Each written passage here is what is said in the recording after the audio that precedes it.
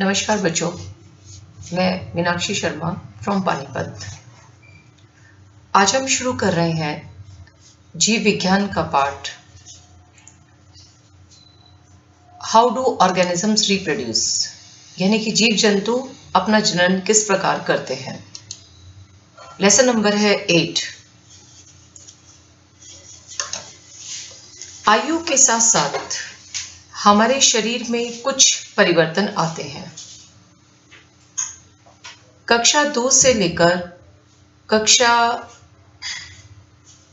10वीं तक पहुंचते पहुंचते आपने अपने आप में क्या बदलाव देखा है? बदलाव देखा होगा, लंबाई बढ़ी है, भार आपका बढ़ गया है। हमारे जो दांत गिर गए हैं उन्हें हम दूध के दांत कहते हैं, उनकी जगह पे नए दांत निकल आते हैं।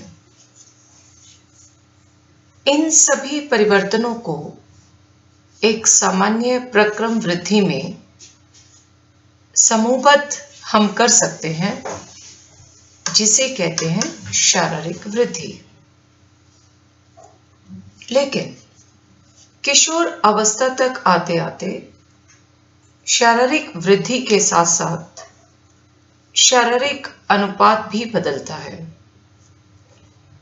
नए लक्षण आते हैं तथा संवेदना में भी परिवर्तन आते हैं। कुछ परिवर्तन लड़के व लड़कियों में समान होते हैं। वो परिवर्तन जो दोनों में एक जैसे होते हैं वह कौन कौन से हैं? शरीर पर महीन रोम आ जाते हैं। त्वचा अक्सर तेलीय हो जाती है। मुंह पर मुहासे निकल आते हैं। तो ये तो कुछ ऐसे परिवर्तन थे जो लड़के और लड़कियों में एक समान हो जाते हैं, लेकिन कुछ भिन्न भी होते हैं। अगर हम शुरुआत करते हैं लड़कों से, तो लड़कों में क्या परिवर्तन आता है? पहला, चेहरे पर दाढ़ी मूंछ निकल आती है, यानी कि हम उसे कहते हैं facial hair appears. Shoulders get wider, कंधे चौड़े हो जाते हैं। Neck, chest, leg muscles get bigger and stronger. मांसपेशियां मजबूत हो जाती हैं। लेकिन जो हेयर अंडर द आर्म्स और प्यूबिक हेयर्स, ये दोनों समान होते हैं, लड़के में भी और लड़कियों में भी। तो भिन्न कौन कौन से हो गए? सबसे पहले हमने क्या बताया? Facial hairs, shoulder gets wider, neck, chest, leg muscles get bigger and stronger. अब हम लड़कियों में क्या परिवर्तन होता है जो लड़कों से भिन्न होता है? सबसे पहले हिप बोन्स वाइडर। वहां पे कौन सी बोन वाइडर थी? Shoulder bones wider. यहां पे hip bones wider. Weight gains on the hips, leg muscles get bigger and stronger. उसके बाद आता है हमारे पास रजोधर्म, लड़कियों में शुरू हो जाता है और स्तन के आकार की वृद्धि होती है। लेकिन कॉमन फीचर्स में क्या रहे? Pubic hairs, hair under the arms, skin get oilier, वो दोनों में एक समान रहे। शरीर की सामान्य वृद्धि दर धीमी होनी शुरू हो जाती है। जनन उत्तक परिपक्व होना आरंभ हो जाते हैं। किशोर अवस्था की इस अवधि को प्यूबर्टी कहा जाता है। तो यानी अब हम बता रहे हैं प्यूबर्टी क्या रही। Puberty is the period during which growing boys or girls undergo the process of sexual maturation.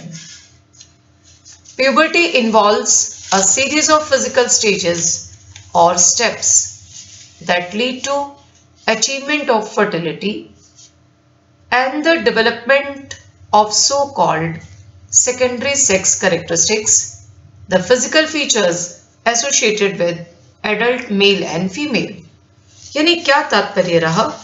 तात्पर्य ये रहा कि शारीरिक वृद्धि की दर धीमी होती है, जनन उत्तक परिपक्व होने शुरू हो जाते हैं, तो किशोर अवस्था की इस अवधि को प्यूबर्टी का नाम दिया गया है। अब हम शुरू कर रहे हैं नर जनन तंत्र। नर जनन तंत्र को दो भागों में विभाजित किया। सबसे पहला भाग जिसे हम लोग कहते हैं प्राइमरी सेक्स ऑर्गन और दूसरा रहा secondary sex organ. Primary sex organ में आते हैं टेस्टिस और सेकेंडरी सेक्स ऑर्गन में आते हैं डक्ट, ग्लैंड्स, स्कॉटम। अब इनको हमने क्यों विभाजित किया? प्राइमरी सेक्स ऑर्गन और सेकेंडरी सेक्स ऑर्गन में क्यों विभाजित किया? तो सबसे पहला हमारा प्रश्न आता है, which part of the male reproductive system produce germ cells? हमारे पास यही प्रश्न निर्धारित करता है कि नर जनन तंत्र में हमने किस भाग को प्राइमरी सेक्स ऑर्गन के नाम से दर्शाया है। तो कौन होगा? प्राइमरी सेक्स ऑर्गन हो गए टेस्टिस, यानी कि वृषण का नाम देते हैं। हमने उसे क्यों कहा प्राइमरी सेक्स ऑर्गन?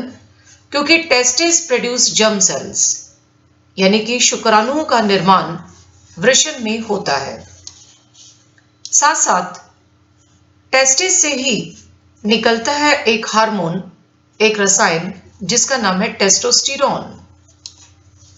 टेस्टोस्टेरोन का कार्य क्या है? टेस्टोस्टेरोन का काम है रेगुलेशन ऑफ स्पर्म फॉर्मेशन, यानी कि शुक्राणुओं का निर्माण को रेगुलेट करना, और दूसरा development of secondary sexual characters, जिसकी चर्चा अभी हमने पहले की थी कि प्यूबर्टी के समय आने पर नर में कौन कौन से बदलाव होते हैं। तो उसके पीछे भी टेस्टोस्टेरोन का हाथ होता है, यानी कि टेस्टोस्टेरोन जब निकलना शुरू होता है तो नर में जो बदलाव आते हैं प्यूबर्टी में, उनके लिए यह रसायन रिस्पॉन्सिबल होता है। तो कौन कौन से बदलाव थे जो हमने पहले पढ़े, यानी कि चेहरे पर दाढ़ी मूंछों का आ जाना, शोल्डर गेट वाइडर होना, शरीर पे हल्के हल्के महीन रोम आ जाना, ये सब किसकी वजह से होता है? टेस्टोस्टेरोन की वजह से होता है।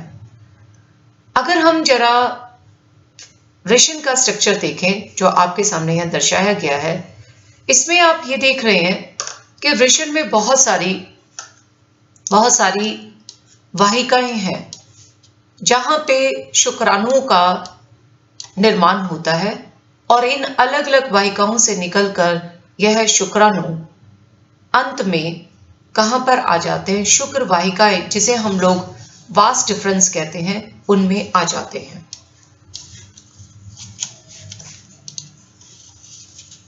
अब हम बात आती है कि वृषण कहां होता है, location of testis. Testis locate होती है उधर गुहा के बाहर, जिसे हम लोग कहते हैं वृषण कोश में स्थित होते हैं, जिसे स्कॉटम का नाम भी देते हैं।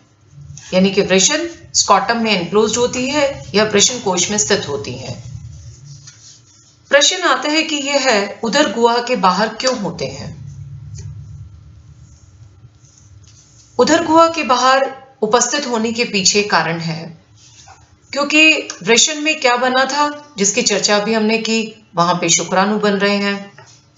शुक्राणुओं के बनने के लिए, उनके डेवलपमेंट के लिए 2 से 3 डिग्री कम तापमान की जरूरत होती है अपने बॉडी टेम्परेचर से। तो यानी उन्हें तापमान जितना हमारा बॉडी टेम्परेचर होता है उससे 2 से 3 डिग्री कम चाहिए, इसीलिए टेस्टिस यानी वृषण उदर गुहा के बाहर होते हैं। वृषण में जो बने हुए शुक्राणु हैं, अब उनकी यात्रा कहां से शुरू हुई, तो अब हम कहते हैं जर्नी ऑफ स्पर्म्स यानी शुक्राणुओं की यात्रा। शुक्राणु जो कि टेस्टिस में बने थे, वृषण में बने थे, वहां से निकलकर यह शुक्र वाहिकाओं में आते हैं। शुक्र वाहिकाओं में आने के बाद यह मूत्राशय से निकलने वाली नली से जुड़कर संयुक्त नली बनाते हैं और फिर यह बाहर निकलते हैं। लेकिन रास्ते में जब ये शुक्र वाहिकाओं से मिल रहे हैं तो रास्ते में 3 ग्रंथियों से इनका मिलन होता है। वो 3 ग्रंथियां कौन है? Seminal vesicle, prostate, bulbo urethral gland. ये तीनों ग्रंथियां एक तरल पदार्थ निकालती हैं जिनसे शुक्राणुओं की मूवमेंट, शुक्राणुओं का संचार आसानी से हो सके। तो यानी हमने क्या पढ़ा? Sperms join with the secretion of glands that provide nutrient to the sperms. Vas deferens connected to the urinary bladder and then connected to the urethra via ejaculatory duct. यानी हमने क्या कहा? जो उत्पादित शुक्राणु हैं वो सबसे पहले इन ग्रंथियों के तरल पदार्थ के साथ मिलते हैं। वो तरल पदार्थ उनकी मूवमेंट को तो करता ही करता है, साथ में उनको न्यूट्रिशन भी देता है। फिर ये शुक्र वाहिकाएं, जिसे हमने वास डिफरेंस कहा, ये मूत्राशय की नली से कनेक्ट होती हैं और फिर उसके बाद जो ये संयुक्त नली बनाती हैं and then connected to the urethra via ejaculatory duct यानी कि संयुक्त नली। अब हम आते हैं मादा जनन तंत्र की बात करते हैं। नर जनन तंत्र की तरह से ही हमने मादा जनन तंत्र को भी 2 भागों में विभाजित किया है। मादा जनन तंत्र को भी नर जनन तंत्र की तरह से 2 भागों में विभाजित किया गया। एक है प्राइमरी सेक्स ऑर्गन, दूसरा secondary sex organ. Primary sex organ अब आपको समझ में आ गया होगा कि कौन होंगे, जहां से जर्म सेल्स बनते हैं। तो नर में जर्म सेल्स को हमने कहा था शुक्राणु, इसी तरह से मादा में हम उन्हें बोलेंगे अंडा, जो कि अंडाशय से निकलता है यानी ओवरी से निकलता है। Secondary sex organ primary sex organ के साथ जुड़े हुए होते हैं, लेकिन वो जर्म सेल्स नहीं बनाते, इसलिए हमने उन्हें सेकेंडरी सेक्स ऑर्गन बोला। अब इनमें कौन कौन आता है? डक्ट, ग्लैंड्स और वजाइना। मादा जनन तंत्र में मादा जनन कोशिकाएं अथवा अंड कोशिका का निर्माण अंडाशय में होता है। वह कुछ हार्मोन भी उत्पादित करती हैं। हार्मोन का नाम है एस्ट्रोजन, जो अंडाशय से निकलता है। जैसे नर जनन तंत्र में हमने बताया था टेस्टोस्टेरोन, जो सेकेंडरी सेक्स कैरेक्टर लेकर आता है। प्यूबर्टी स्टेजेस पे जो बदलाव होते हैं उनको लाने के लिए टेस्टोस्टेरोन है। इसी तरह से मादा में भी ओवरी से निकलने वाला हार्मोन एस्ट्रोजन मादा में सेकेंडरी सेक्स कैरेक्टर को, किशोर अवस्था में आने वाले बदलाव को लाने के लिए रिस्पॉन्सिबल होता है। लड़की के जन्म के समय ही अंडाशय में हजारों अपरिपक्व अंडे होते हैं। यौवन आरंभ में इनमें से कुछ अंडे परिपक्व होने लगते हैं। 2 में से 1 अंडाशय प्रत्येक माह 1 अंडा परिपक्व होता है। महीने में यानी कि 1 महीने में वह अंडा एक ओवरी अंडाशय से निकलकर अंडवाहिकाओं में चला जाता है, जिसे क्या कहते हैं हम लोग? फैलोपियन ट्यूब कहते हैं। मादा में 2 अंडवाहिकाएं हैं, यानी कि 2 फैलोपियन ट्यूब हैं, जो कि संयुक्त रूप से एक लचीले थैलेनुमा संरचना का निर्माण करते हैं, जिसे गर्भाशय कहते हैं। गर्भाशय ग्रीवा द्वारा योनि में खुलता है, जिसे हम सर्विक्स कहते हैं, और योनि को वजाइना कहते हैं। यानी कि हमने मादा जनन तंत्र में हमने क्या पढ़ा कि एक अंडाशय हुआ, यानी कि कितने हो गए अंडाशय? 2 अंडाशय हुए, दोनों से निकलने वाली 2 अंडवाहिकाएं हुई, जिन्हें फैलोपियन ट्यूब कहा। दोनों के दोनों संयुक्त रूप से एक थैलीनुमा आकार स्ट्रक्चर में ओपन होते हैं, जिसे हमने गर्भाशय कहा, यानी यूट्रस कहा। यूट्रस का जो एंड है, जहां पे एक ओपनिंग है, उसे सर्विक्स कहा, और सर्विक्स ग्रीवा कहा। और सर्विक्स कहां पे ओपन होता है? योनि में, जिसे हमने वजाइना का नाम दिया।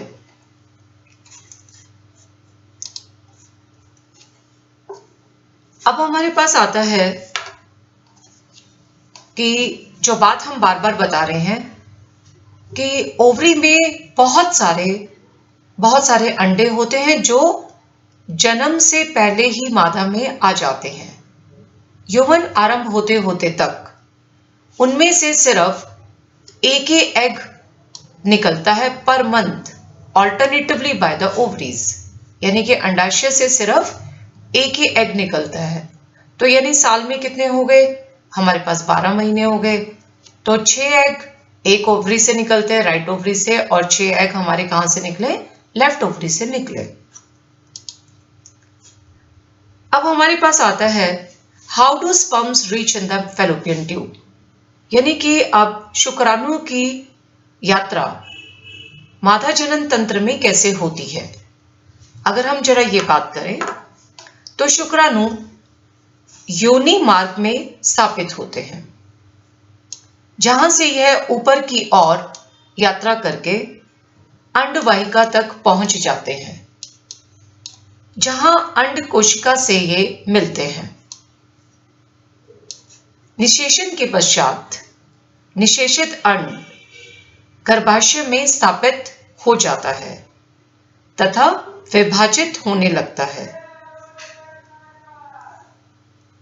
गर्भाशय प्रत्येक माह भ्रूण को ग्रहण करने एवं उसके पोषण हेतु तैयारी करता है।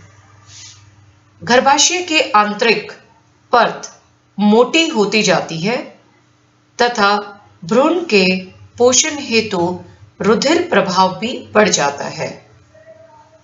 भ्रूण को मां के युधिर से ही पोषण मिलता है।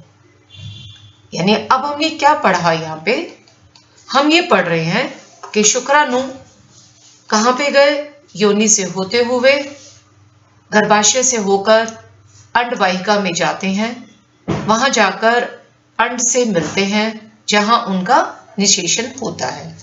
तो अब आप ये देख रहे हो कि स्पर्म्स जो है वो एग के चारों ओर आ गए। धीरे धीरे वह स्पर्म एग के अंदर जा रहा है।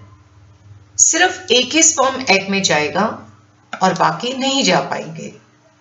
जाने के बाद उसकी फर्टिलाइजेशन हुई और फर्टिलाइजेशन के बाद उसमें विभाजन शुरू हो गया। जैसे जैसे वो विभाजित होता जाता है तो वह गर्भाशय में चला जाता है। गर्भाशय में जाकर वह अपने आप को स्थापित कर लेता है।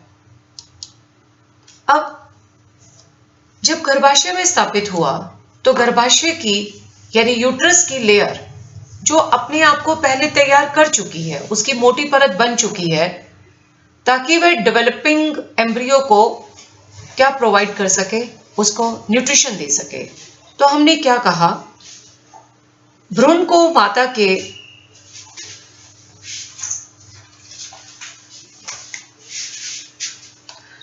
मां के युधिर से ही पोषण मिलता है। इसके लिए वह एक विशेष संरचना का निर्माण करता है, जिसे प्लेसेंटा कहते हैं। यह एक तश्री नुमा संरचना होती है जो गर्भाशय की भित्ति में धसी होती है। इसमें भ्रूण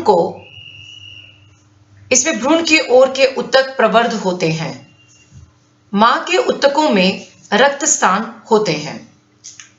यह मां से भ्रूण को ग्लूकोज, ऑक्सीजन एवं अन्य पदार्थों के स्थानांतरण हेतु एक वृहद क्षेत्र प्रदान करते हैं।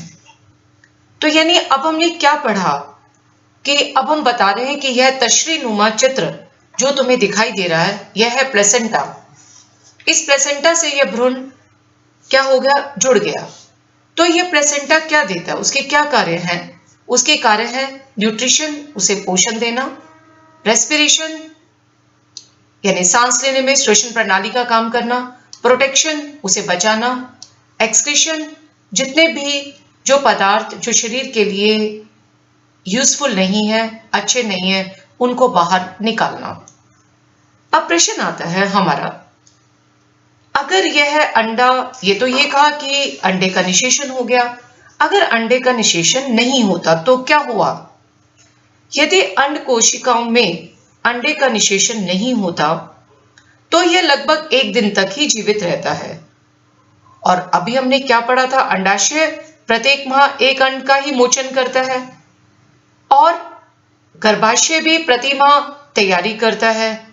लेकिन गर्भाशय को यह पता चला कि अंडा निषेचित नहीं है, तो उस समय निषेचन ना होने की अवस्था में अब इस परत की आवश्यकता नहीं होती और यह परत धीरे धीरे टूटकर योनि मार्ग से रुधिर के रूप में निष्कासित हो जाती है। इस चक्र में लगभग 1 माह का समय लगता है और इसे ही रजोधर्म कहते हैं, जिसकी अवधि 2 से 8 दिनों की होती है। तो बच्चों, अभी हमने मानव जनन तंत्र के बारे में पढ़ा, जिसमें नर जनन तंत्र और मादा जनन तंत्र के बारे में हमने पढ़ा।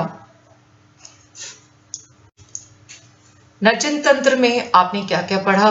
प्राइमरी सेक्स ऑर्गन रहा टेस्टिस, जिसे वृषण कहते हैं, जो कि वृषण कोश में होते हैं। उनसे क्या निकलती हैं? शुक्र वाहिकाएं निकलती हैं, जो मूत्राशय से मिलकर एक संयुक्त नली बनाते हैं। रास्ते में वो 3 ग्रंथियों से मिलते हैं, जिनका नाम है सेमिनल वेसिकल, प्रोस्टेट और बल्बो यूरिथ्रल ग्लैंड। इधर मादा जनन तंत्र में हमने पढ़ा अंडाशय, जिसे ओवरी कहते हैं, अंडवाहिकाएं, जिसे फैलोपियन ट्यूब कहते हैं, उसके बाद गर्भाशय, जिसे यूट्रस कहते हैं, गुहा, जिसे सर्विक्स कहते हैं, योनि, जिसे वजाइना कहते हैं। तो बच्चों, अब अपने प्रश्नों की बारी रही। Why testes lie outside the abdomen? वृषण उदर गुहा के बाहर क्यों होता है? तो क्या था?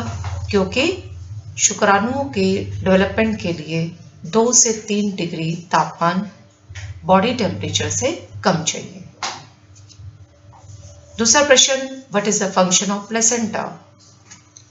हमने प्लेसेंटा के क्या कार्य पढ़े? हाँ जी, प्लेसेंटा के कार्य थे न्यूट्रिशन, प्रोटेक्शन, रेस्पिरेशन और एक्सक्रीशन। फिर हम पढ़ रहे हैं अगला प्रश्न हमारा, डिफाइन इम्प्लांटेशन। इम्प्लांटेशन किस प्रक्रिया को कहेंगे? जब निषेचित अंडा विभाजित होकर गर्भाशय की ओर जाता है तो वह गर्भाशय की मोटी परत के साथ अपने आप को जब इम्प्लांट यानी जोड़ने का कार्य करता है तो उस प्रक्रिया को इम्प्लांटेशन कहते हैं। अगला प्रश्न है हमारा, डिफाइन oogenesis। अगर हम इस शब्द को तोड़ दें, ऊ का मतलब हो गया अंडा यानी एग, जेनेसिस का मतलब है फॉर्मेशन यानी कि बनना, तो परिभाषा क्या बन गई? फॉर्मेशन ऑफ एग्स के निर्माण को हम oogenesis कहते हैं। Name the primary sex organ of male reproductive system. तो प्राइमरी सेक्स ऑर्गन कौन थे?